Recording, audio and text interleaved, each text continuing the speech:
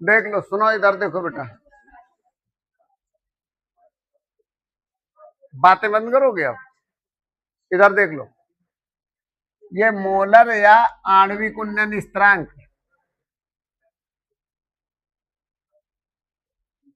देख लो वो क्या कह रहा है, 100 ग्राम विलायक में। अरे इधर देखो, कहाँ देख रहे हो इधर उधर? देखो, 100 ग्राम विलायक में किसी अवाष्यशील विद्युत अनपघट के 1 मोल को घोलने पर उसके क्वथनांक में जो उन्नयन होता है वह उस विलायक का मोलर उन्नयन स्थिरांक कहलाता है। इसे कैपिटल के से प्रदर्शित करते हैं। यहां समझना है थोड़ा, इधर देखो, बातें बिल्कुल नहीं करो। यहाँ पे 100 ग्राम विलायक लेंगे, देख लो यहाँ पे ऐसे चित्र में देखो, तो यहाँ परिभाषा तुम्हें समझ में आएगी, आ जाएगी। मान लीजिए आपने 100 ग्राम पानी ले लिया, यही विलायक है और क्या है, पानी ही ज्यादातर विलायक होता है। कहता 100 ग्राम विलायक में, और पानी का सुनो, एक चीज ध्यान देना यहाँ पे, बताओ जल का क्वथनांक कितना होता है? 100 डिग्री सेंटीग्रेड। क्वथनांक का मतलब ये होता है जितने ताप पर कोई भी पदार्थ, यानी द्रव पदार्थ, वाष्प में बदलने लगे, वही ताप उस पदार्थ का क्या कहलाता है? क्वथनांक। आप बात समझ लो पहले।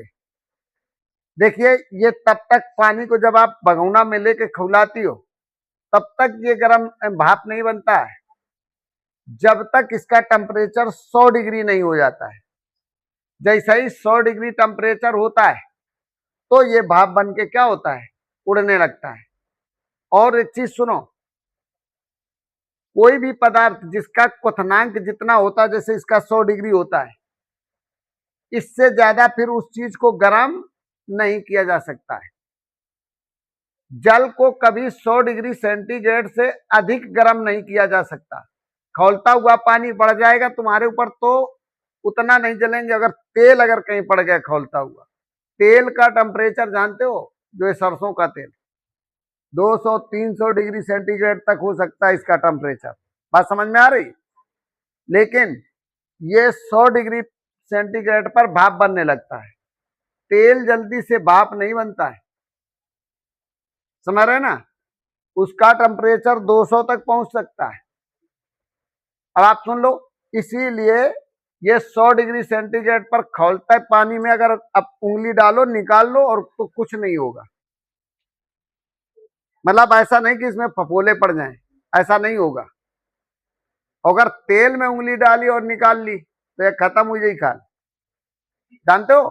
तो इधर सुनो, इसको आप चाहे जितना गर्म कर लो, 100 डिग्री सेंटीग्रेड से ज्यादा गर्म नहीं होगा। आ रही ना बात समझ में? क्योंकि इसका क्वथनांक होता है कितना?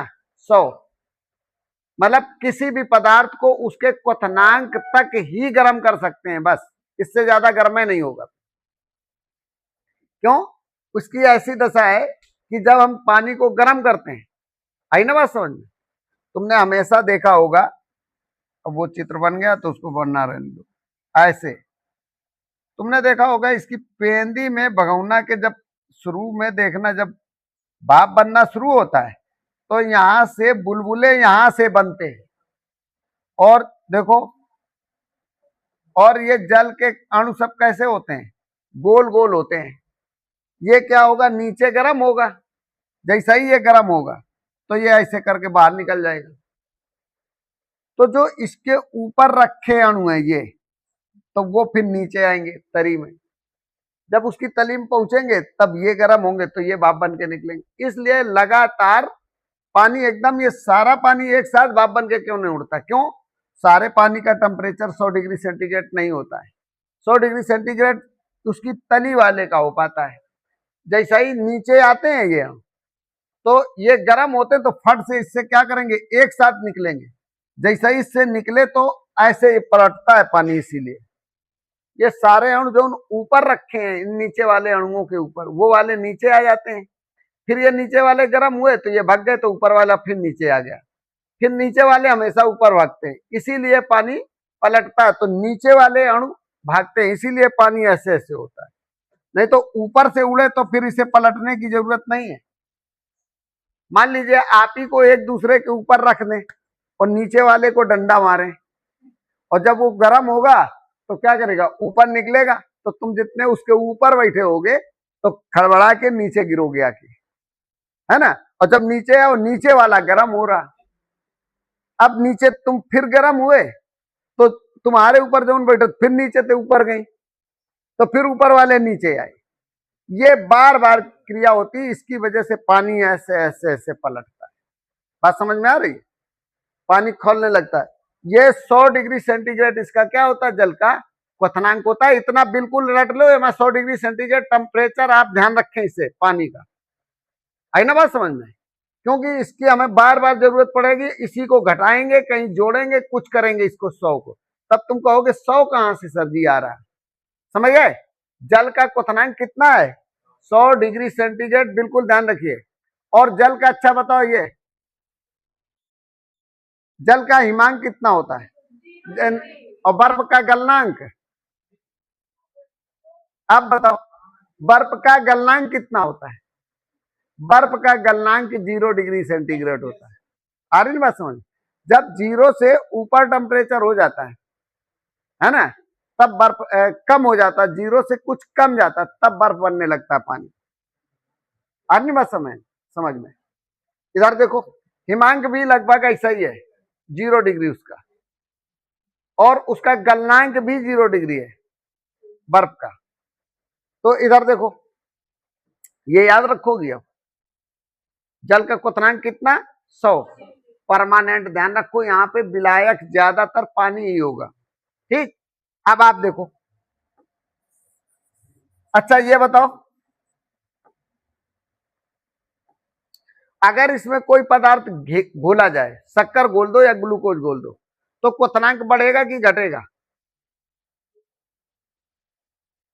तो क्वथनांक किसका बढ़ेगा कि घटेगा? हमेशा विलयन का क्वथनांक बढ़ेगा। जैसा ही इसमें सुनिए,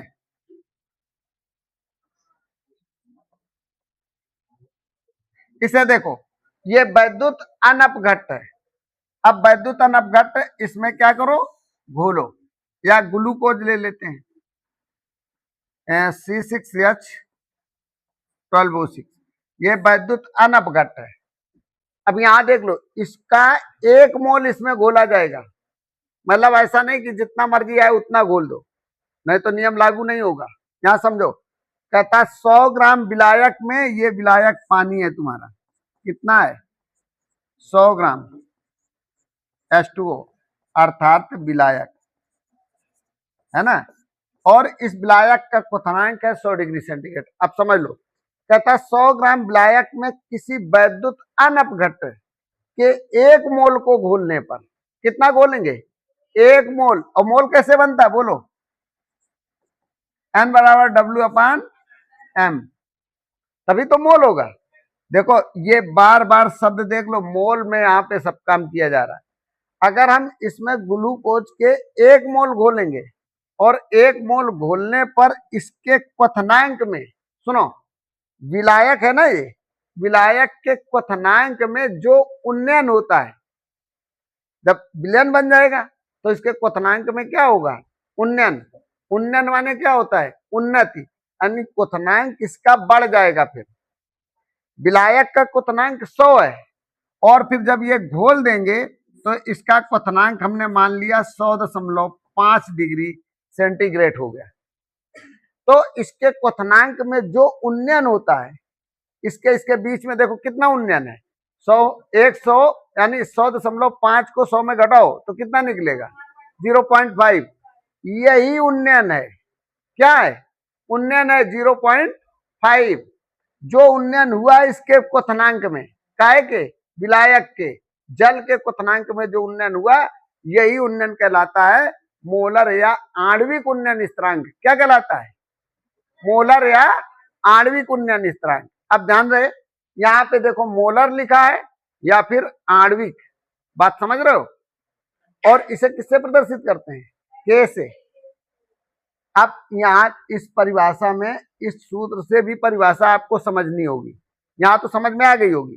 देखो कैसी लिखी, यहाँ देखो गौर से ऊपर, यहाँ देखो हम ऐसे ही बोल रहे हैं 100 ग्राम विलायक में, है ना, क्या करते हैं 100 ग्राम विलायक में किसी वैद्युत अनपघट्ट के यानी ग्लूकोज के 1 मोल को घोलने पर, ये 1 मोल है W/M, 1 मोल को घोलने पर, है ना, इसके क्वथनांक में कितना 100 था, इसके क्वथनांक में जो उन्नयन होता है, जो उन्नति हो गई, जो बढ़ गया, उसी को हम बोलते हैं, उस विलायक का क्या कहते हैं, मोलर या आणविक उन्नयन स्थिरांक कहते हैं। इसे के से प्रदर्शित करते हैं, कैपिटल के से। बात समझ में आ रही कि नहीं? यहां देखना, यहां परिभाषा बन जाती। अब याद हो गई होगी परिभाषा, सबको याद हुई कि नहीं हुई? देखो क्या कहोगे, यहां देखो 100 ग्राम विलायक में, यहां से शुरू करो परिभाषा, 100 ग्राम विलायक में किसी वैद्युत अनपघट्ट के 1 मोल को घोलने पर उसके क्वथनांक में, ये देखो क्वथनांक जो उन्नयन होता है वह उस विलायक का मोलर या आणविक उन्नयन स्थिरांक कहलाता है, और इसे के से, कैपिटल के से प्रदर्शित करते हैं। आप यहां देखो तो ये तुम्हारे इससे चित्र से परिभाषा बिल्कुल सही समझ में आती है। यहां पे देख लो, सुनो, यहां सुनो, इस फार्मूले को हम इस तरह लिख सकते हैं बेटा, देखो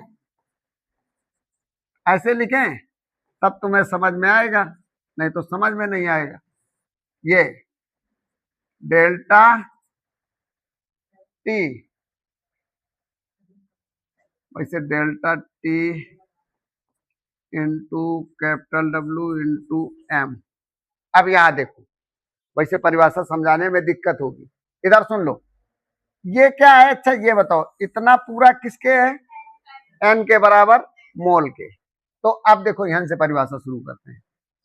100 ग्राम, ये 100 ग्राम हो गया, है ना, 100 ग्राम विलायक में, है ना, किसी वैद्युत अनपघट्ट के, ये वैद्युत अनपघट्ट के 1 मोल को इसमें घोलने पर उसके क्वथनांक में उन्नयन, उन्नयन है ये देखो यहां लिखा होगा क्वथनांक उन्नयन, जो इसके क्वथनांक में क्या होता है, उन्नयन होता है, उसे उस विलायक का, ये विलायक है यहाँ कैपिटल W होगा, यहाँ ये क्या है, विलायक है, उसके क्वथनांक में जो उन्नयन होता है उसी को हम मोलर या आणविक उन्नयन स्थिरांक कहते हैं। इसे के से प्रदर्शित करते हैं।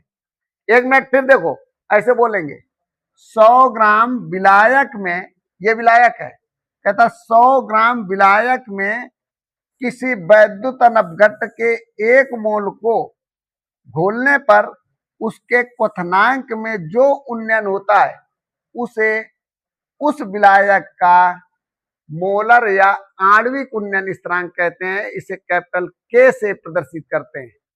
बात समझ में आई? इसमें थोड़ा डिस्टर्ब लग रहा होगा, लेकिन यहाँ बिल्कुल स्पष्ट समझ में आती है, ठीक है ना।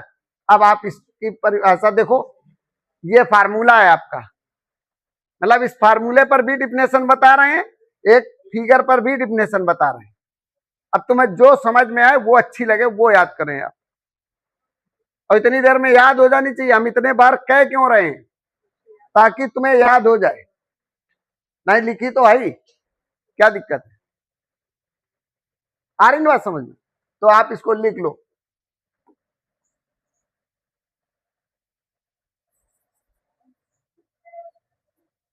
आपको अगर चित्र से अच्छी लग रही तो चित्र से ये देख लो, और नहीं तो इससे फार्मूला से भी परिभाषा बन रही, इसे लिख लो।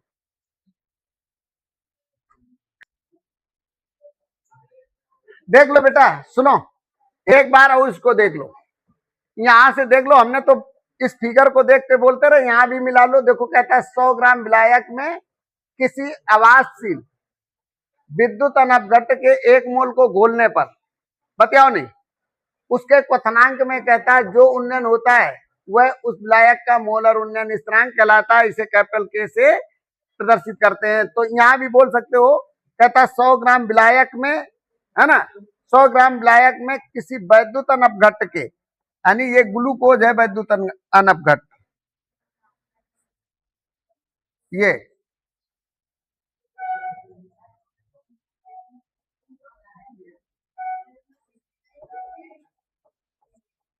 ये वैद्युत नपघट आपका क्या है? ग्लूकोज। वैद्युत नपघट के इसको कह रहा है O6। वैद्युत नपघट के 1 मोल को इसमें क्या करने पर, घोलने पर, इसके क्वथनांक में जो ये उन्नयन हो रहा है 0.5 का, इसी को हम बोलते हैं, क्या कहते हैं, उस विलायक का मोलर या आणविक उन्नयन स्थिरांक कहते हैं, और इसे हम कैपिटल K से प्रदर्शित करते हैं।